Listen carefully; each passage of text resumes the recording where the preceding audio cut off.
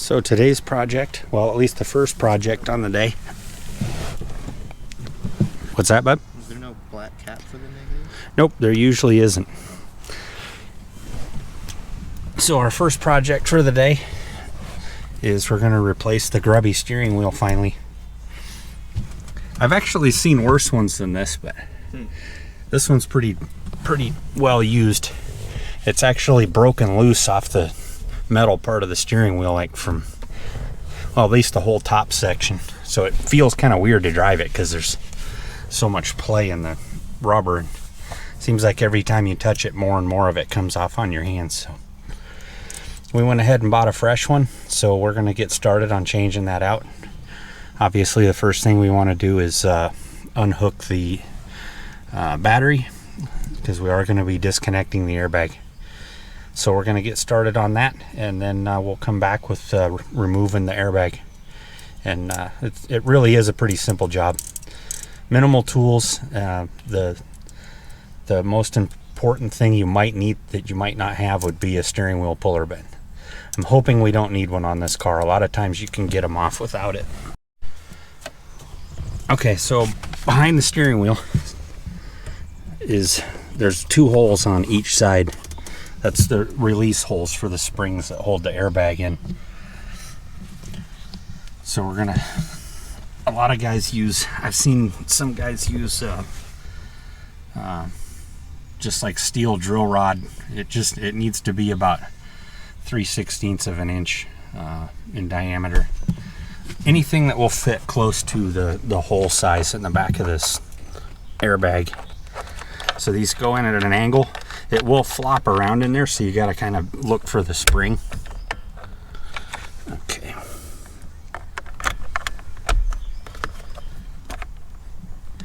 And you'll be able to feel if you're on the spring or not. Okay, got that one.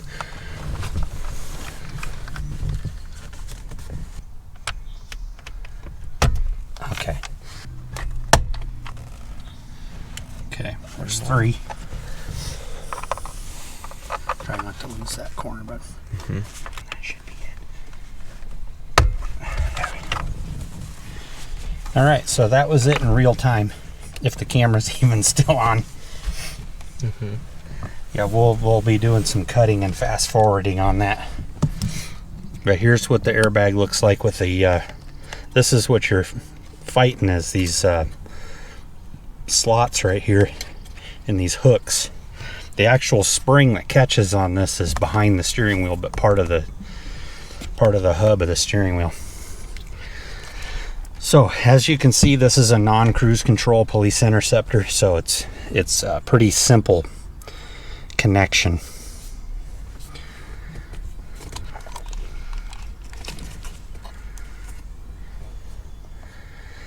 I think we'll take, I'm gonna hold this one.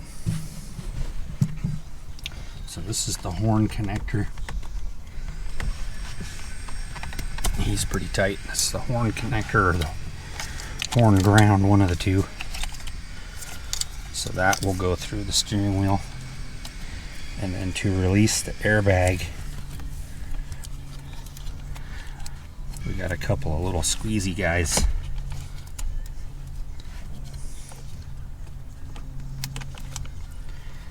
They're pretty small. Okay. Clip. There's our airbag. It's probably worth a quarter to a third of what the car is worth. So these guys we will let just feed through the steering wheel when we take it off. A lot of cars have a nut and a stud sticking out on the steering column, but on the Crown Vics it's just a giant T50 Torx bolt. So we're going to zing him out with Mr. Milwaukee after I go get an extension. Okay.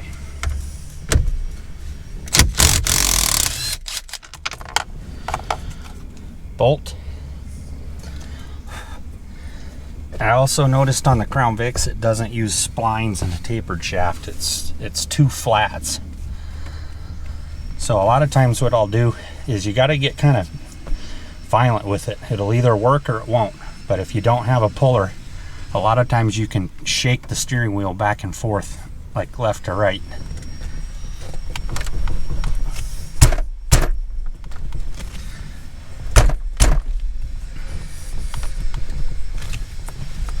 It's moving. She's pretty tight.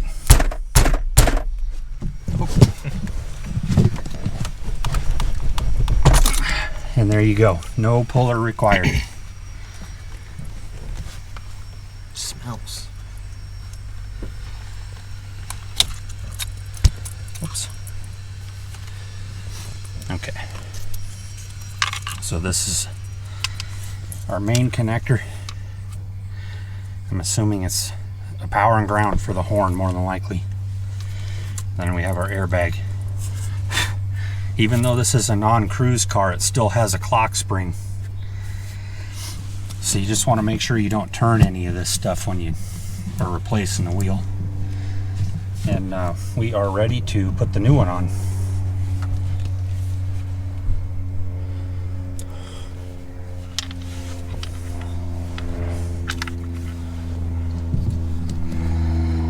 Quickly look down inside here. This is the spring. This is the spring assembly. There's one on each side that holds the airbag in place.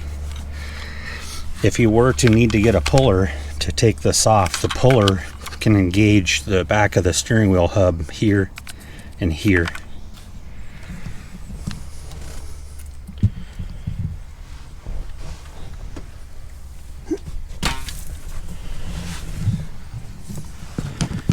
Mr. Old Steering Wheel will be going promptly in the garbage can. FOMO code. The original FOMOCO logo. Made in Mexico, where a lot of Ford parts are. And this is a direct replacement. We sprang for a brand new one because I kept looking on eBay and places like that to find a good used one. And on the rare occasion you did find a good used one, they wanted so much for it, it's like, screw it, I'm just gonna buy a new one. So that's what we did. We got this one from Tasca Parts.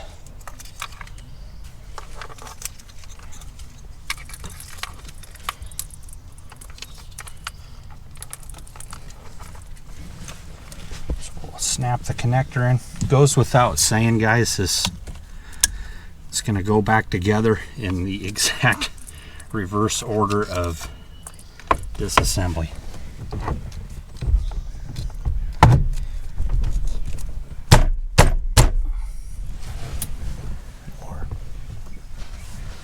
Looks like the factory bolt has a little bit of thread locker on it from the factory. Let's see if it still grips. Which it does, so I'm just going to run that. I'm not going to apply any more on there. We'll give her a couple zippy zappies.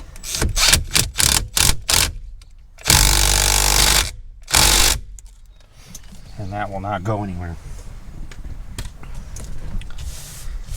And that is how you take a 10-year-old car and make it feel like a brand new car.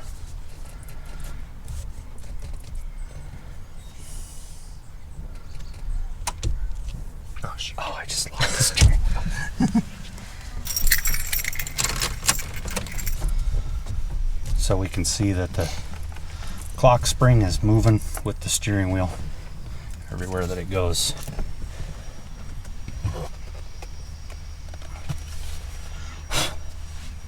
Okay, so we're gonna hook our airbag back up.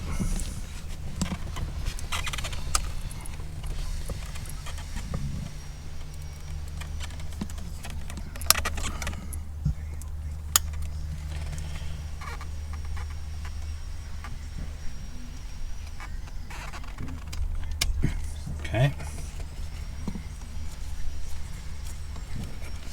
Easy part.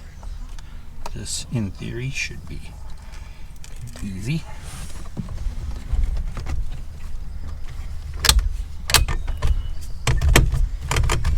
And there we have it. Airbag is reinstalled. We'll go ahead and hook the battery back up, and we'll make sure everything seems to be working.